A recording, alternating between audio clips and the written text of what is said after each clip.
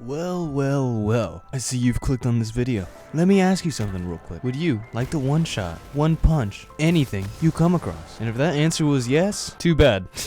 Anyway, so basically, I was kidding, more or less. You can one shot practically anything in the game. The only thing you cannot one shot are the things that most obviously are unable to be one shot, like raid bosses and strike bosses. I mean, unless it's Arc, but hey, I digress. Anyway, enough of my boya, enough of that. Let's hop on straight into the build. But before we actually do that, let me ask you something just real quick. While you are watching this video, if it's enjoyable or helpful in any way, consider subscribing. It's quick, easy, fast, and you can always unsubscribe if you don't like my content afterwards. And hey, if you don't like my content, if you don't like this video, feel free to click off. Okay. Don't do that, please, I beg you. All right, let's move right along. So, first thing that we're going to go over is the main part of this build, the Liars Handshake. Now, what this thing does is it boosts your melee attacks to allow you to be Saitama. Let me read it off real quick. Cross counter. Using your arc melee ability or being hit by a melee attack will allow you to follow up with an extremely powerful melee counterpunch that will heal you. So not only does it boost your melee to make you One Punch Man, but it also heals you while you're punching people. Now on top of that, it should have some high recovery too. Now, going off of this, we're going to go straight into our subclass, Top Tree Arc Strider. Now with Top Tree Arc Strider, this entire skill tree pretty much is beneficial to everything that we are going to be doing. Combat flow. Melee kills recharge your dodge ability. That is very helpful. You melee and then you dodge. You melee, dodge, melee, dodge, because your dodge gives you your melee back. So your charged melee will become recharged after you dodge near an enemy, so long as you're using Gambler's Dodge. And then after you punch an enemy, that will then reset your dodge. You see where I'm going with this? So you're just gonna get your melee back, then you're gonna get your dodge back, then you're gonna get your melee back, then your dodge, then your melee,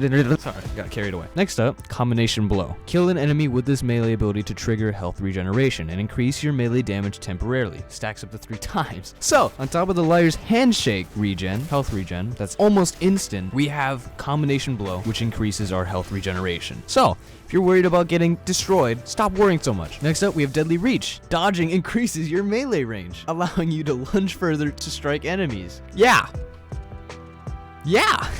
So why use a shotgun when you could just use your melee that does practically the same amount of damage? And finally, we have Lethal Current. After dodging, each arc staff hit. Boring. We're not gonna be using our arc staff. We're just gonna be punching people left and right. Ain't nobody got time for a super. Now, the last piece of this whole puzzle is our nice little shotgun. Hawthorne's Field Shotgun. Now it can be any shotgun, so long as it has the special perk 1-2 punch. Now, what 1-2 punch does, basically, when you land all your pellets on an enemy, your melee will have a big boost to damage for just a short duration. Now the beauty with this is that while you're meleeing, you will be constantly healed, so you don't need to be worried about the boss one-shotting you with a melee or two-shotting you with a melee. You will stay right next to them so they don't knock you back, and you will be able to heal faster than they can kill you, so long as there aren't any other enemies there to interfere and intervene. If there are, don't be stupid, kill those enemies first and then go to the boss. I don't want any people coming back to my video and saying, I died, I wasn't regenning fast enough. Because more often than not, those people die because there are a buttload of enemies next to them and they're still trying to one-shot the boss. Don't be dumb. Kill those enemies, then kill the boss. Or, you know, be a real G and just kill the boss anyway without dying. If you do that, you a real one. Your other guns, other than your shotgun with 1-2 punch, doesn't matter which it is as long as it has 1-2 punch. The other weapons don't matter. Personal preference. I like running my trusty little SMG. It's my little sidekick. And Xenophage, because Xenophage is always nice to have in some situations. Moving on to armor and stats. Stats, not entirely important whatsoever. You don't need strength at all. You can have strength 0 and it will still work